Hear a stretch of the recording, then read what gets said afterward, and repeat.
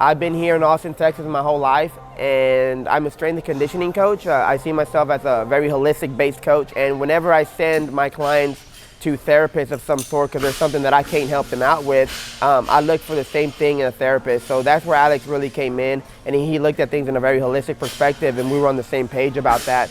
I wanted to reach out to someone, and not only someone with credibility, but someone that had a reputation, which it sounded like Alex did. But what I wanted to do is I wanted to create a friendship through him. And that's what happened. His first thing was like, I want to prove to you that I'm good. So I brought him my wife who had TMJ. He saw her 2 times and she felt night and day better on her jaw every morning. So after that, I realized that he was onto something and that he knew something that I didn't. Started sending him clients slowly just to kind of get comfortable with them.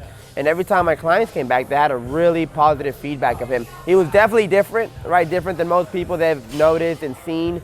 But every time they came back, they felt noticeably different. And not just physically, but kind of emotionally. I feel like he did something that helped them out a lot. Sometimes when you're lost, when you can't figure out a problem, sometimes you have to look at things from a whole different perspective in order to solve that problem. And I think Alex does that very well. I would recommend people that have nagging injuries that they've been having for a long time. People that they've seen therapists, the traditional therapists that don't really work for them, right? They just keep going back to the same thing, same thing. I always encourage people to try new things because I believe there's certain emotions that can cause certain pains and different things like that. And I feel like Alex is a little bit in tune with that. So whenever he works on someone, he's able to reach into different tools that he has, whether it's through psychotherapy or other manual techniques, or maybe just that client that day needs a massage of some sort. He's able to dig into that and figure it out through sensing what the person needed that day.